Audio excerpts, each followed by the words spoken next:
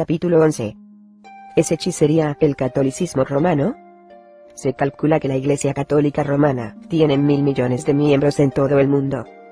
Es una cifra importante, si se tiene en cuenta que la población del mundo es de 5.000 millones. Un vasto número de esas almas preciosas desean, de veras, servir al Señor de todo corazón. Aceptan como verdad lo que su Iglesia les enseña. La mayoría nunca se sienta a leer la Biblia individualmente, y ni siquiera se detiene a analizar cuidadosamente las doctrinas de su Iglesia. Cual ovejas marchan ciegamente tras sus pastores. Mi corazón llora por esa gente. Sé que el Señor las ama a cada una de ellas. Quiero repasar varias de las doctrinas de la Iglesia Católica que voy a citar de sus propios documentos. Quiero comparar estas doctrinas con la palabra de Dios, la Biblia. Es mi oración que cada persona que lea este libro considere sobria y cuidadosamente estas doctrinas católicas a la luz de lo que la Biblia dice sobre esos temas. Primero, veamos algunos pasajes bíblicos. ¿No sabéis que a quién os prestáis vosotros mismos por siervos para obedecerle? ¿Sois siervos de aquel a quien obedecéis, o del pecado para muerte, o de la obediencia para justicia? Empero, gracias a Dios, que aunque fuisteis siervos del pecado, habéis obedecido de corazón a aquella forma de doctrina a la cual sois entregados. Y libertados del pecado, sois hechos siervos de la justicia, porque la paga del pecado es muerte. Mas la dádiva de Dios es vida eterna en Cristo Jesús Señor nuestro. Romanos, las 6 y 16-23. Estos versículos nos enseñan que servimos a uno de dos maestros. Servimos a Satanás a través del pecado, o a Dios el Padre mediante las virtudes de Jesucristo. La recompensa de servir a Satanás es la muerte. La paga de servir a Dios es la vida eterna. Jesús dijo: yo soy el camino, y la verdad, y la vida. Nadie viene al Padre, sino por mí. Juan 14, 2.6. La declaración de Jesucristo es absoluta. Solo hay un camino hacia Dios, y es a través de Jesucristo, y el horrible precio que pagó por nuestros pecados al morir en la cruz. Sin embargo, Satanás siempre se vale del engaño. Su plan a través de las edades ha sido engañar a las masas, y hacerlas pensar que están sirviendo a Dios a través de Jesucristo, cuando en realidad están sirviendo a Satanás. Jesús mismo habló estando en este mundo del engaño de Satanás en este respecto. Y respondiendo Jesús, les dijo: mirad que nadie os engañe. Porque vendrán muchos en mi nombre, diciendo: yo soy el Cristo. Y a muchos engañarán. Entonces, si alguno os dijere: he aquí está el Cristo, o allí, no creáis. Porque se levantarán falsos cristos, y falsos profetas, y darán señales grandes y prodigios, de tal manera que engañarán, si es posible, aun a los escogidos. Mateo 24, 2.4-5, 23-24. Las Escrituras nos advierten claramente que mucha gente dirá que adora a Jesús cuando, en realidad, no están adorando al Jesús de la Biblia. El Jesús de la Biblia nació de una virgen. Lucas 1, 2.26-35. Fue Dios encarnado en cuerpo humano. Filipenses 2, 2.5-11. Sin pecado. Hebreos las 4 y 14-15. Anduvo 33 años en la tierra. MURI 6 en la cruz por nuestros pecados. RSU 6 al tercer día. Lucas 23 y 24. Y luego SVI 6 al cielo a sentarse a la diestra de Dios el Padre, y allí está ahora. Lueas las 24 y 50-51. Hechos 1, 2.9-11. Hechos las 7 y 55. Cualquier Jesús que no se ajusta a todas estas cosas no es el Jesús de la Biblia. Por eso es que tenemos que poner a prueba a todo espíritu. Amados, no creáis a todo espíritu, sino probad los espíritus, si son de Dios. Porque muchos falsos profetas son salidos en el mundo. 1 Juan 4, 2.1. Apliquemos la prueba bíblica al Jesús que la Iglesia Católica Romana adora. Citaré directamente de sus propios documentos su DFIN y 66N del Jesús que adoran. Primero, deseo probar con sus propios documentos que las doctrinas que se definieron en el Concilio de Trento todavía están en vigor. El comienzo del movimiento ecuménico tras el Concilio Vaticano II celebrado después de la Segunda Guerra Mundial, ha llevado a muchos a creer que las doctrinas del Concilio de Trento ya no tienen vigencia. Veamos la siguiente cita. Aunque es considerada una constitución dogmática, la más solemne forma de expresión conciliar, Lumen Gentium no define dogma nuevo alguno. Establece, con autoridad conciliar, el concepto presente que tiene la Iglesia de su propia naturaleza. The Documents of Vatican II. Walter M. Abbott, S.J., editor. Guild Presa, Ni. 1966. p. 11. Se trata de una declaración bastante compleja. Vayamos por partes para entenderla mejor. En primer lugar, ¿qué es el Lumen Gentium? El mismo documento define este término. El presente documento, conocido como Luz de las Naciones por las primeras dos palabras del texto en latín, Lumen Gentium, es una de las dos constituciones dogmáticas publicadas por el Vaticano II.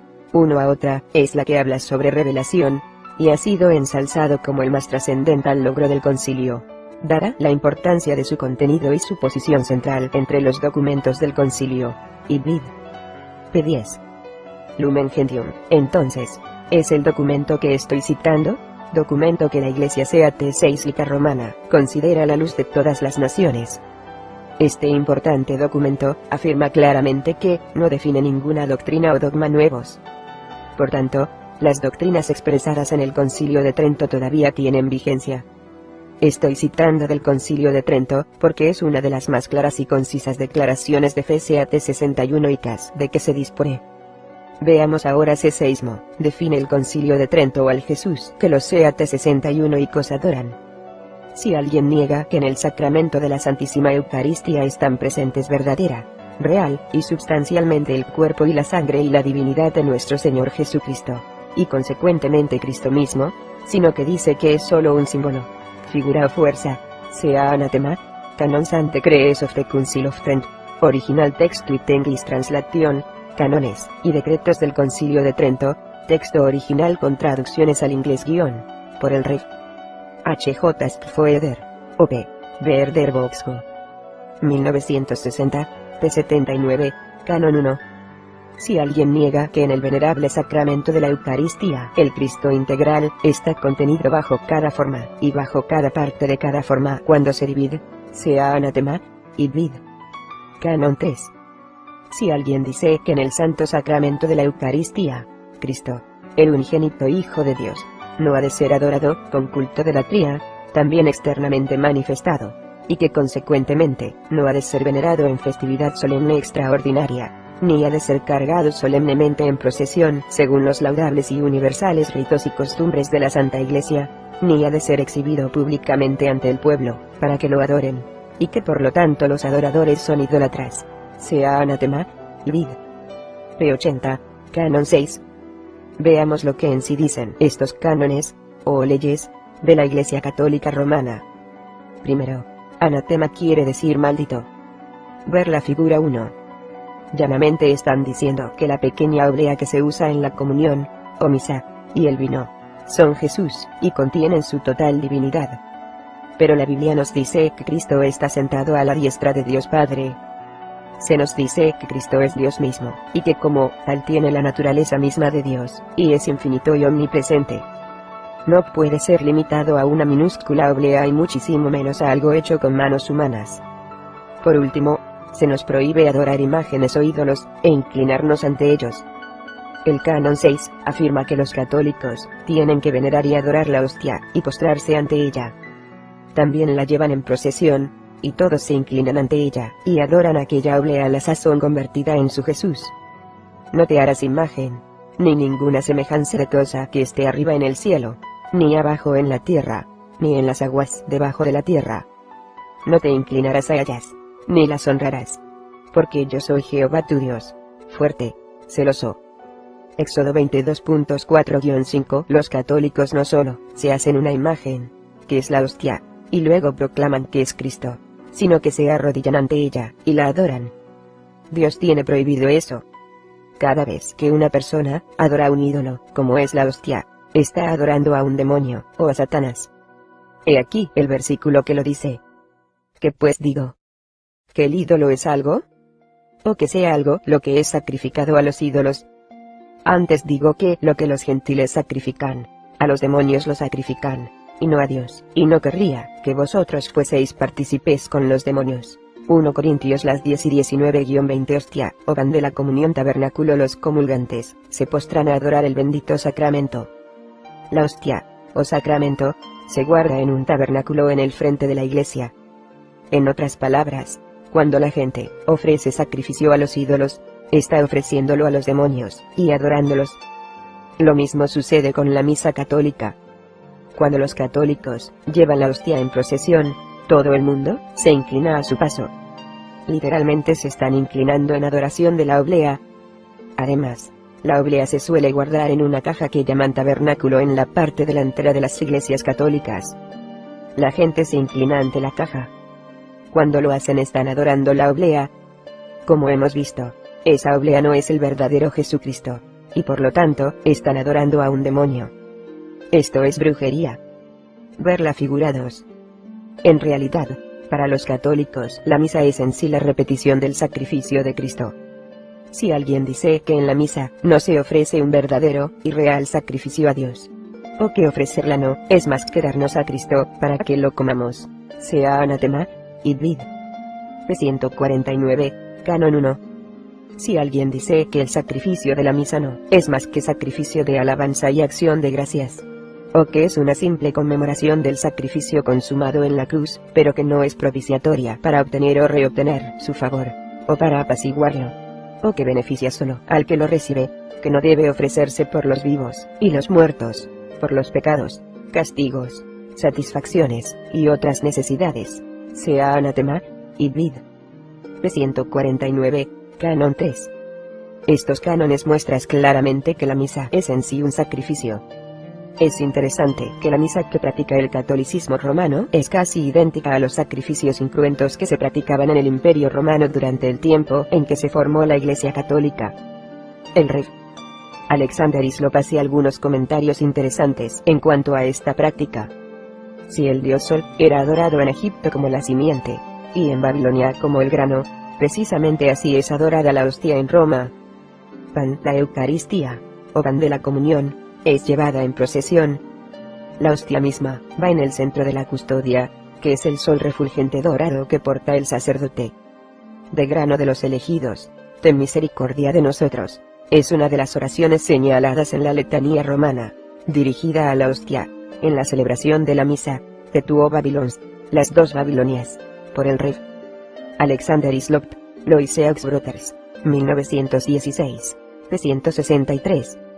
Se ve que la doctrina católica de la repetición del sacrificio de Jesús cada vez que se celebra la misa, viene de las ceremonias paganas, y no de la palabra de Dios, la Biblia. Porque no entró Cristo en el santuario hecho de mano, figura del verdadero, sino en el mismo cielo para presentarse ahora, por nosotros en la presencia de Dios. Y no para ofrecerse muchas veces a sí mismo, como entra el pontífice en el santuario cada año con sangre ajena. De otra manera fuera necesario que hubiera padecido muchas veces desde el principio del mundo. Mas ahora, una vez en la consumación de los siglos, para deshacimiento del pecado, se presentó por el sacrificio de sí mismo. Haz también Cristo, fue ofrecido una vez, para agotar los pecados de muchos. Y la segunda vez, sin pecado, será visto de los que le esperan para salud. Hebreos, las 9 y 24-28, porque también Cristo padeció una vez por los pecados, el justo por los injustos, para llevarnos a Dios, siendo a la verdad muerto en la carne, pero vivificado en espíritu. 1 Pedro las 3 y 18. Estos, y otros pasajes, afirman claramente que Jesucristo fue sacrificado una sola vez por nuestros pecados. Esta es otra prueba de que el Jesús que adoran en la institución católica romana no es el Jesús de la Biblia. Ellos sacrifican a su Jesús cada vez que celebran la misa. Cualquiera que participa y acepta la comunión a través de la religión católica, se está abriendo a los demonios a través de la práctica de la idolatría y la adoración de demonios en el nombre de un Jesús falso. Veamos ahora otro asunto muy importante en el catolicismo romano: la oración por los difuntos. Si alguien dice que es un engaño celebrar misas en honor de los santos para obtener su intercesión ante Dios, como lo intenta la Iglesia, sea anatema, Council of Trent, p. 149, Canon 5. El Concilio de Trento comenta lo siguiente con relación a las misas por los difuntos. Y aunque la Iglesia ha acostumbrado celebrar a veces ciertas misas en honor y memoria de los santos, no enseña que es a ellos a quienes el sacrificio es ofrecido, sino solo a Dios que los coronó. Por tanto, el sacerdote no dice: a ti, Pedro Pablo, ofrezco sacrificio, sino que dando gracias a Dios por sus victorias, implora su favor, el favor de los santos en dignarse interceder por nosotros en el cielo, cuya memoria celebramos en la tierra. Y vid. P. 146. Este canon declara que los católicos al orar, se comunican y piden a personas muertas que intercedan por ellos ante Dios. La intercesión de María es una doctrina central de los católicos. Esto quedó bien claro en el Concilio Vaticano XI. Esta maternidad de María en el orden de la gracia comenzó con el consentimiento que otorgó en fe en la Anunciación, y que mantuvo, sin vacilación, junto a la cruz. Esta maternidad durará, sin interrupción, hasta la eterna realización de todos los elegidos. Porque, al ser tomada al cielo, no dejó a un lado su papel salvífico, sino que sus múltiples actos de intercesión continúan para obtener a favor nuestros dones de salvación eterna. Que todo el cuerpo de los fieles vierta perseverante oración a la Madre de Dios María y Madre de los hombres. The Documente of Vatican II. Los documentos del Vaticano II. Por Walter M. Abbott, S.J., editor. Guild Press. 1966. pp. 91 y 96. Estas oraciones y comunicaciones con espíritus de muertos no son diferentes de las sesiones del ocultismo que se celebran para invocar espíritus de muertos para obtener su ayuda. La Biblia prohíbe expresamente tales comunicaciones. El rosario mismo es una forma de conjuro para aprovechar el poder de los demonios que reciben adoración en nombre de María. Solo hay un mediador entre Dios y los hombres: el Jesucristo de la Biblia. Porque hay un Dios, asimismo un mediador entre Dios y los hombres, Jesucristo hombre, el cual se dio a sí mismo en precio del rescate por todos, para testimonio en sus tiempos. 1 Timoteo 2:5-6. La Biblia no nos autoriza para ponernos en contacto con los muertos bajo ninguna circunstancia. De nuevo, ¿hacerlo es hechicería pura? Es bien triste que a los católicos no se les enseñe que es necesario leer la Biblia, ni que es necesario probar los espíritus, como dice 1 Juan 4:2.1-2. Las muchas apariciones a diferentes personas católicas, tristemente se toman como de Dios. Nunca se le enseña a la gente a probar los espíritus para ver si proceden de Dios o de Satanás. Las muchas apariciones de un demonio disfrazados de María en Fátima, un pueblo de Portugal, es un buen ejemplo de esto. En 1916 y 1917 3 niños portugueses, Lucía, Francisco y Jacinta, recibieron una serie de visitas de lo que dieron por sentado era un ángel. Más tarde empezaron a recibir visitas de un espíritu que, al manifestarse físicamente, afirmó ser María, la Madre de Jesús. Desde entonces se refieren a ese espíritu como Nuestra Señora de Fátima, porque apareció en Fátima, Portugal. Se construyó un santuario en el lugar de las apariciones, y todos los años cientos de miles de católicos hacen peregrinajes a ese santuario a dedicar su vida al servicio y adoración de María. El 13 de mayo de 1946, el Papa Pío XII solemnemente coronó una estatua de Nuestra Señora de Fátima, y la proclamó Reina del Mundo. El 13 de mayo de 1983, el Papa Juan Pablo II repitió la ceremonia de coronación de la estatua.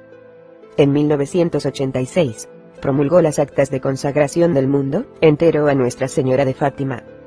En otras palabras, el Papa ha declarado que el mundo entero es propiedad de ese demonio que se disfraza de María.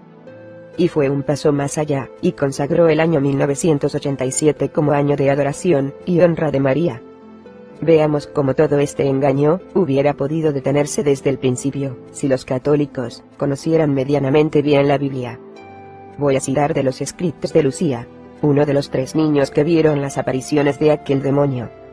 En cierto punto Lucía se ve abrumada de dudas en cuanto a si aquel espíritu era verdaderamente María, o un demonio que trataba de engañarla. Eran dudas que Dios ponía en ella, estoy segura.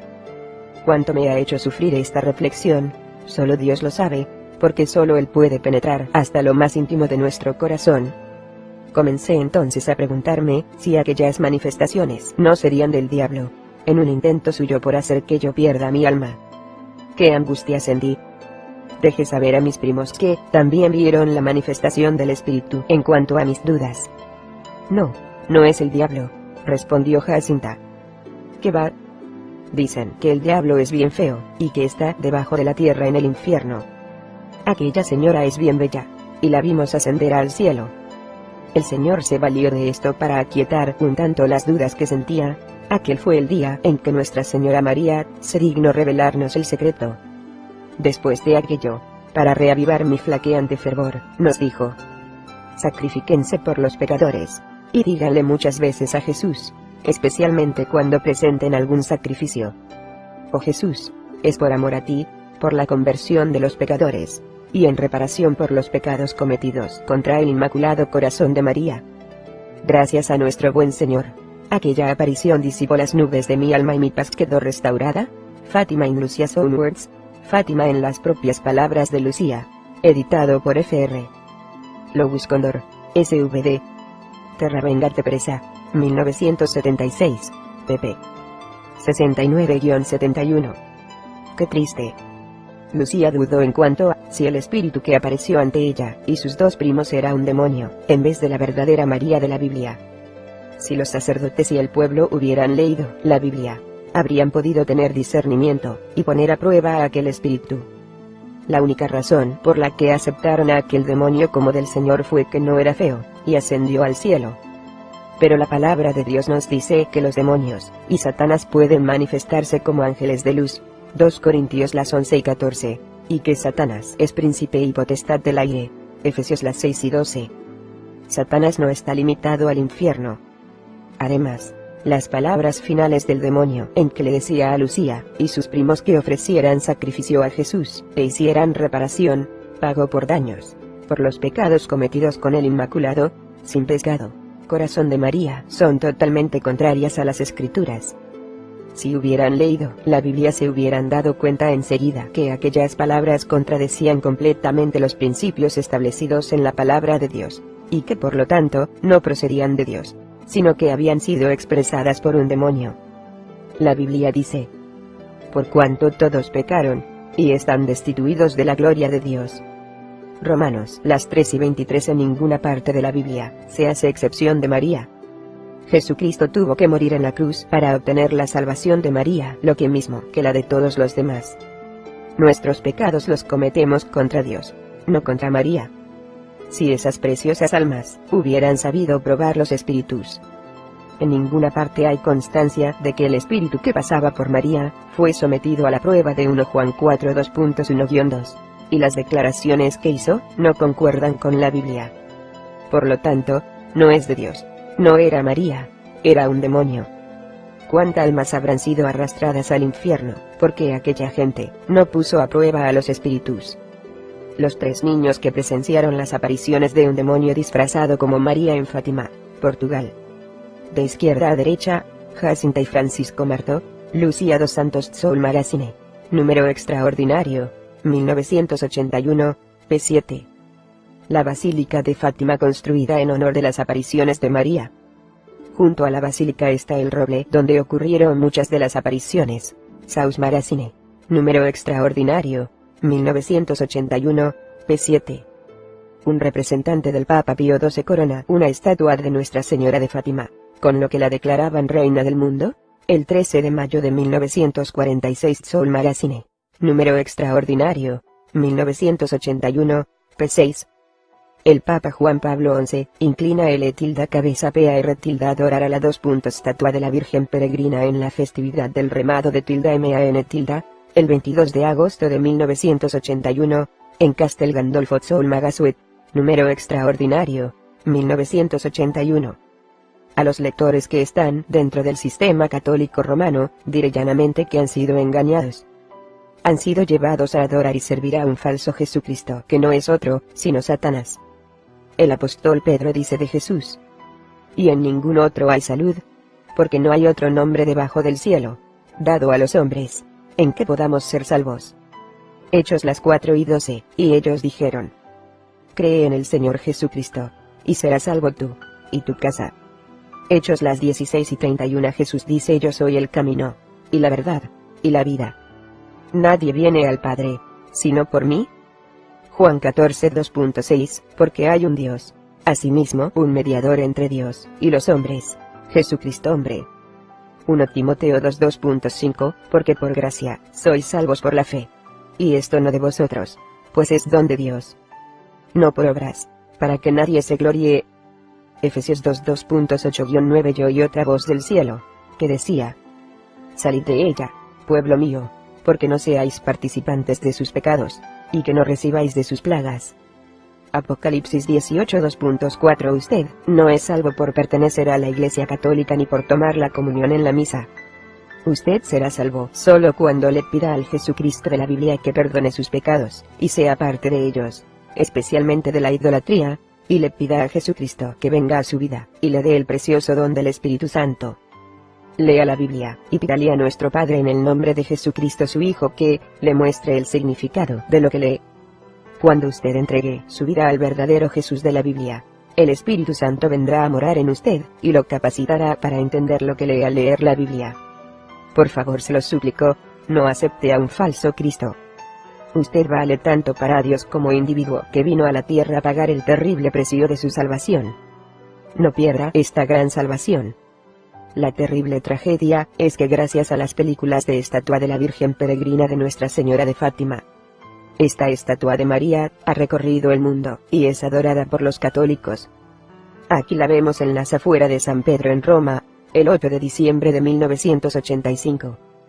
En aquel día, al final del extraordinario sínodo, el Papa Juan Pablo N., por cuarta vez en 4 años, dedicó el mundo a la bendita Virgen María, de Fátima Crusader, febrero/abril 1986. La estatua de la Virgen Peregrina rodeada de miles de adoradores. Hollywood, la gente está acudiendo a los sacerdotes católicos en todas partes en busca de ayuda en medio del furor con que se está desatando el satanismo en los Estados Unidos. Los curas son completamente impotentes en cuanto a lidiar con cualquier tipo de hechicería, porque ellos mismos están sirviendo a Satanás. Debo hacer una solemne advertencia a los cristianos que lean este libro. Tenemos la responsabilidad ante Dios de llevar el verdadero Evangelio de Jesucristo a las preciosas almas de los católicos. No hay excusa. Porque muchos engafiadores son entrados en el mundo, los cuales no confiesan que Jesucristo ha venido en carne. Cualquiera que se rebela y no persevera en la doctrina de Cristo, no tiene a Dios. El que persevera en la doctrina de Cristo, el tal tiene al Padre y al Hijo. Si alguno viene a vosotros y no trae esta doctrina, no lo recibáis en casa, ni le digáis bienvenido. Porque el que le dice bienvenido, comunica con sus malas obras. 2 Juan 7, 9-11. La palabra de Dios no puede ser más clara. Cualquiera que no viva en el verdadero Evangelio de la Biblia no es salvo. Si no le decimos a nuestros amigos católicos esta verdad, sino que continuamos en una falsa amistad con ellos, estaremos siendo partícipes en la perversa idolatría del sistema católico romano. Estaríamos practicando brujería.